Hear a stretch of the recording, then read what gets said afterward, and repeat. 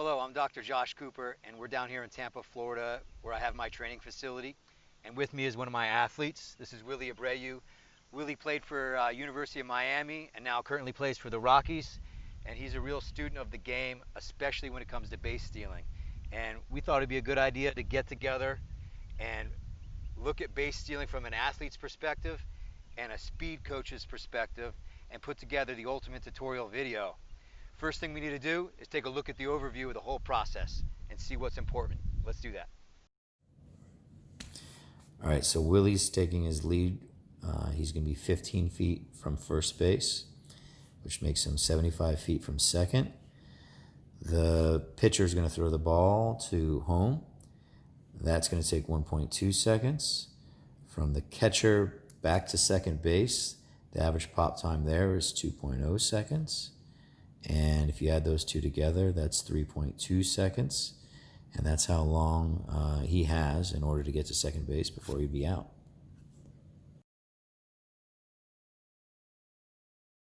All right, so we're back.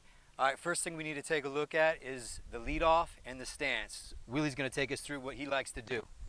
All right, let's do it. Let's get back to the base. This is obviously where everything starts. And I think a big part of the lead is obviously being prepared before the game, coming out, looking at where the cuts are in the grass. That makes a big difference to how far you're going to get out and kind of get ready for the first time you're actually out on the field is not the first time you've taken your lead. So it's a lot of preparation, right? And what I like to do is my first step goes with my left foot. The reason being is you never want to be cross-footed and off the bag. Okay. So when I'm here in this position, my foot's still on the base. My right foot's still on the base. And I want to be able to take my next step right here. So I go right, left, shuffle, shuffle. I'm out here at 15 feet. I want to be able to stagger my stance a little bit. So I'm taking my lead off the front side of the base. The reason being is I want to be up here closer to the pitcher. When the pitcher's kind of turning back, coming set and looking back at me, I want him to think that I'm actually closer to the base. And I'm also going to be a little bit staggered. I want to stagger my stance. My right foot's going to be back just a tad. All that's doing is creating a free lane to be able to take off to second base. I don't want my first step coming out this way, and then obviously fastest point from A to B is a straight line. Absolutely. So I want to be able to make as straight as a line as possible. And as well, I like to kind of open it up a little bit. So in my mind, I really know I'm pushing off this leg and going towards second base. Yeah. So, I mean, that's pretty much the basics of what I like to do when I'm setting up. Those are small little points that really help me kind of get into a comfortable position to know that I'm going to steal this base. Okay. Can you show me your stance, like where you like to get? Sure. So, come just about here. And then I open up right here and put, I think of putting pressure on the inside part of this foot because I think I want to, Sure. obviously push towards second base. Absolutely. That makes a lot of sense. Obviously, this leg is coming across, so you got your hips open up a little bit. Yep. Right? The other thing I notice is you kind of get in your ready stance like you're ready to go. Mhm. All right? If you take a look, you notice that he's shifting his weight over to his right leg, right? So rather than being square, really likes to shift to the right, okay? And I would say, what I would say about that is both positions are great. I teach both positions as far as all my baseball athletes are concerned. Let's talk a little bit about the pros and cons of this position, right? Shifting over might put me in a little better position to load this leg. It might be put me in a little bit better position because I'm closer to here, right? I like that. That makes sense. The only con potentially is if I do want to go back, right? I'm not as in great of a position to go back to first, okay? Gotcha. So what I wanted to talk about, what's really important about the stance is not so much how I'm setting up in terms of am I shifting or am I square? Am I a little bit more narrow or am I a little bit wide? All right.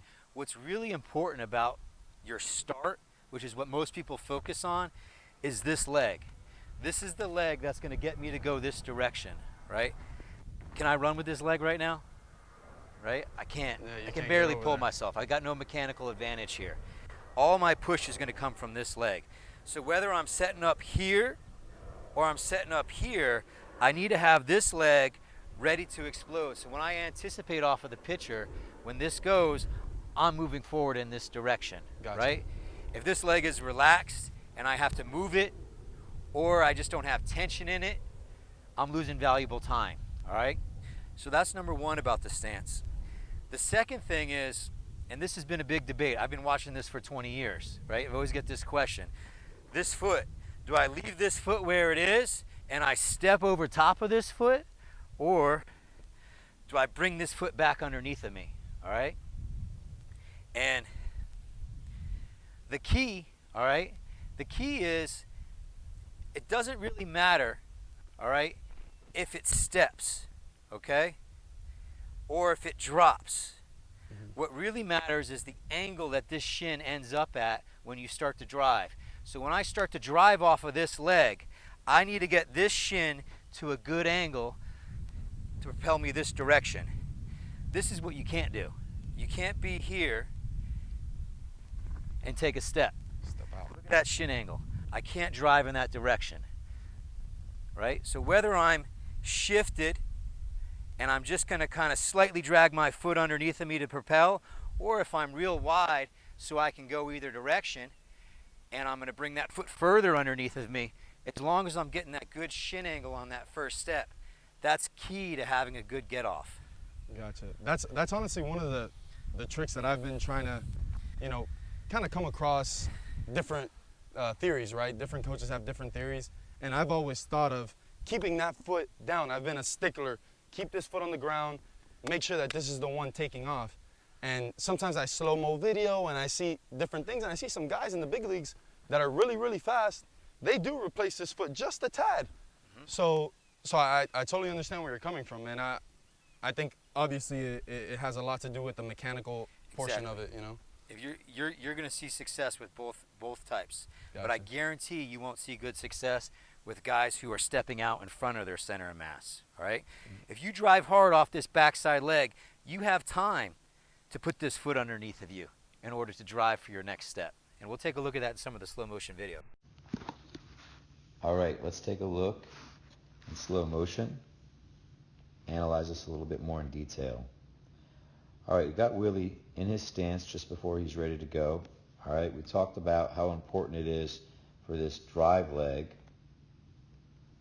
here to have a good angle in order to drive Willie to his right, all right, and put him over a position so his right leg can drive into his next step. All right, if we take a look at his right shin angle, where it is right now, definitely cannot drive to his left, so he's relying heavily, all the focus is on his left leg, getting that initial push. There it is, pushing hard off the left leg, and already starting to set up the right leg, all right, and immediately trying to get this shin angle